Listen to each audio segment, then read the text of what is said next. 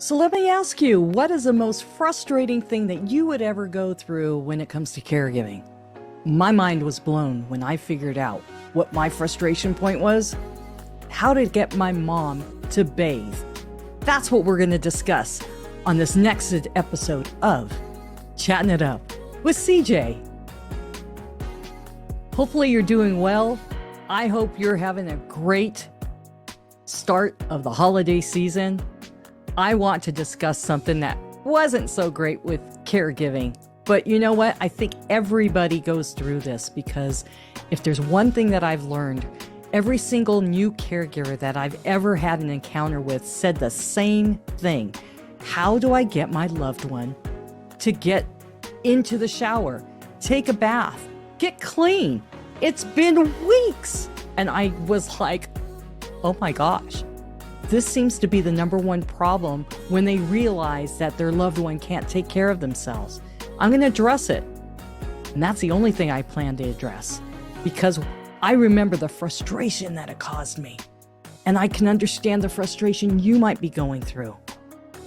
The first time I really noticed that is when I was not living with my mom, and I would check in on her because she was very independent. My mom was fiercely independent. With this fierce independence, I would check in every once in a while. I've said it over and over again in past videos that my mom and I did not get along. So I kind of kept myself scarce. But when my sister moved to Hawaii and the normalities were all of a sudden gone, I had to make myself a little bit more available to my mom begrudgingly. I want you to understand that I was a reluctant caregiver, but I loved my mom. We just had a weird relationship. Okay, don't want to go down that rabbit hole, but I do want to tell you something. When I went to her house and she kept saying, don't worry about it. I know what I'm doing. I can do this. I can do that. And I looked around and I thought, no, you can't. Look what is happening here. The first thing I noticed was hygiene issues. The things that I saw, nobody should see. The things that I experienced, nobody should experience that. No one. But you do. I didn't even know that I was getting into the caregiving role, because I started to see, Mom, are you having problems going to the bathroom? Are you having incontinence issues? When's the last time you cleaned this? When's the last time you cleaned that? When's the last time you cleaned yourself? How exactly are you cleaning yourself? This is a subject nobody wants to address or experience, but it is a number one reality of caregiving. And you start to realize that your loved one is just telling you what you want to hear, and it's enough for you to back off so that your loved one can still feel independent. They won't be found out. When I had to put my mom into a temporary respite home while I was doing things at her house that she couldn't reside there, it was for a few months. And that's where I learned that bathing was a huge issue at this active living facility. And the intake director told me, well, how is she with bathing? And I go, you know what? She needs help, but I don't know. She has problems with me doing it. And he goes, yeah, that's normal when it's family. They'll push back extra hard. He goes, but we do have that available because, they start doing the bird bath. I'm like, bird bath? What's a bird bath? I'm green at caregiving at this point. I didn't even know what the word respite meant. Respite is a way that the caregiver has a break, self-care, mental health for you as the caregiver, because you cannot do this continually without having caregiver burnout. That's what respite is. But when he said bird bath, I'm like, what are you talking about? I'm realizing as I'm reluctantly getting into caregiving There's a whole different set of words and language and lingo that go on. And I'm like, all right. So he goes, bird bath. And I went, I don't know. He goes, a lot of times the elderly are afraid of taking a bath or taking a shower. He goes, and their fear is not completely going under the shower, but they'll take the water and they'll flutter. I thought, well, yeah, that's what birds do. He goes, we call it bird bath. They take water and they kind of like they sprinkle water on themselves and they're like, okay, I'm clean. But the fact that they get in there and they really scrub and wash their hair and clean all the places that need to be cleaned, it ain't happening. And he goes, and it's because they're afraid. They'll do it to get it done. They'll feel like when they're sprinkling water on themselves that, okay, I'm good enough and I could take a towel and I could, but it's not a thorough cleaning. He goes, that's normal.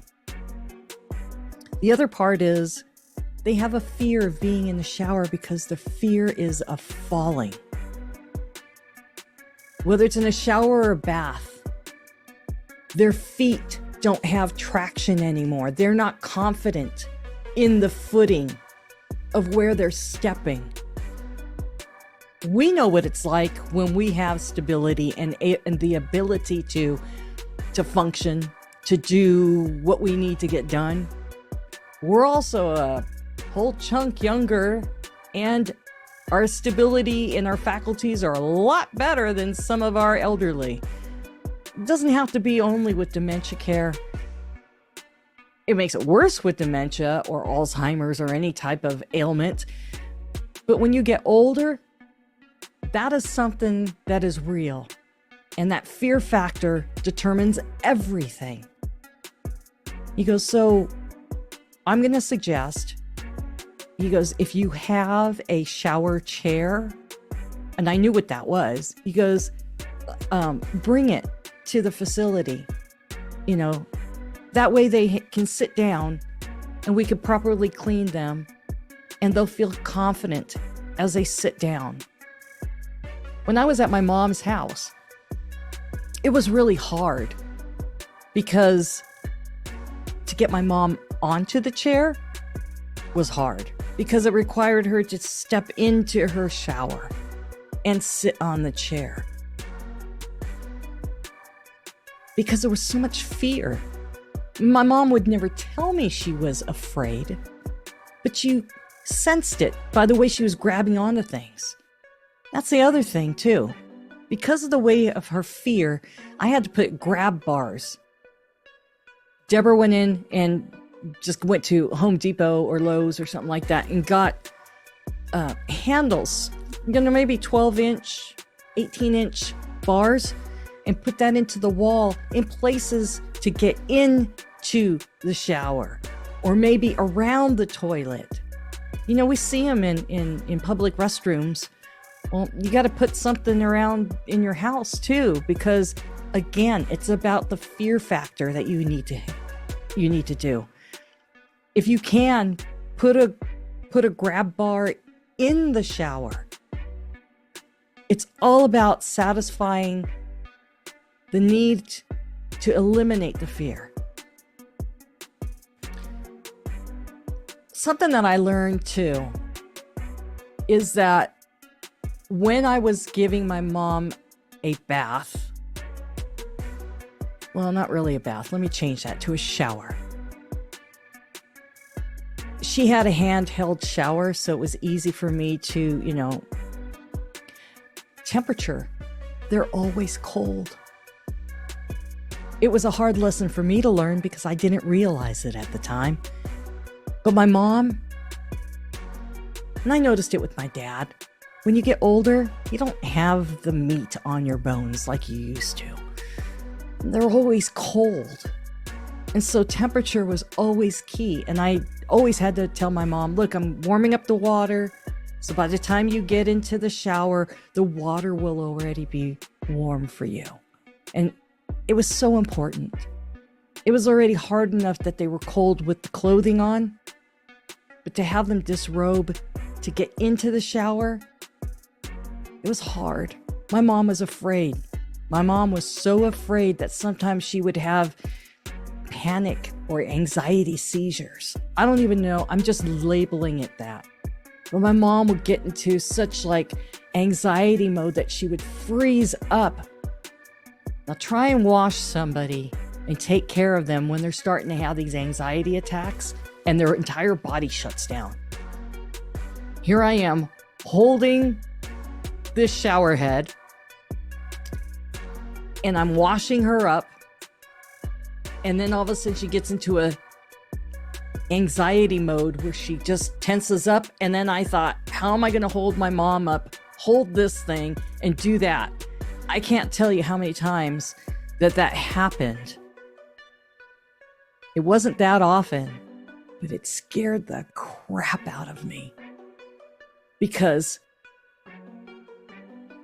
you had to drop something and then it's kind of like you had to figure out what is happening.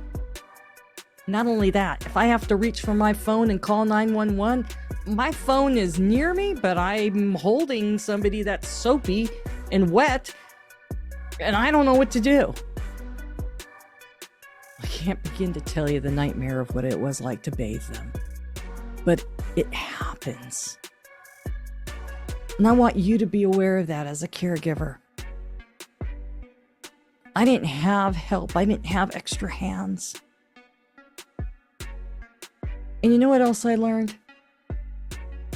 The water pressure is key. Because of their skin and how because of how thin their skin is and they're already cold. It's the same thing about water pressure. It needs to be gentle. I like it when it, water picks my my hair, my whatever. I like it when it's a good, strong, steady flow, right? I like to have that water pressure. But it was painful for my mom. I never thought about that. But she finally told me, Carol, it hurts. It hurts. Things change. And eventually my mom was unable to get up and be mobile. Eventually she became bedridden in the last year and a half of her life. And I had to learn how to bathe her in the bed. I got this little cool thing from Amazon. It's an inflatable basin. It worked fabulously. And you know what? I learned how to be mindful of her situation and do it with dignity. I used a lot of towels and I covered every single spot of her body. And if I was working on bathing her in a certain area, I would make sure she was always covered to give her some dignity. And when I washed her hair in that basin, she would frown at me. I don't want that. I don't want to go. I don't want to be all wet. But when it was done, she loved it. And I felt good too, because I knew I was cleaning my mom and taking care of her in ways that she never would do herself. And she ended up liking it. And it kind of helped our relationship. I want you to know, it's not an easy task. You have to get past yourself. In this case, it was my parents, right? I was a caregiver to both of them. As a kid, I have no mystery of what it's like to bathe an elderly person. I don't have the mystery of knowing what a body of a man and a woman at their late 80s looks like.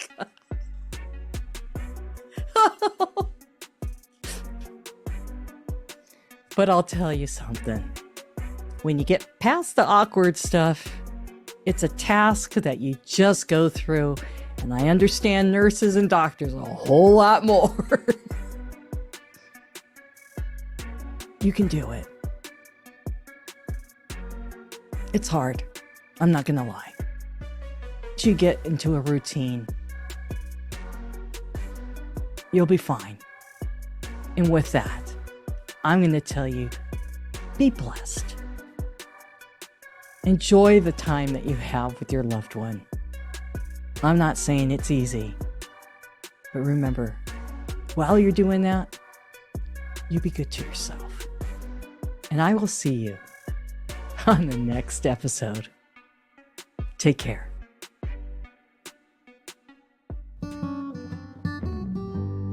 Hey, thanks for watching. And please remember to hit the subscribe button. We are trying to grow our channel and reach 1,000 subscribers. Now, for every new subscriber, these two nutheads right here, they're going to get a treat, so we will all be happy. Thanks for watching.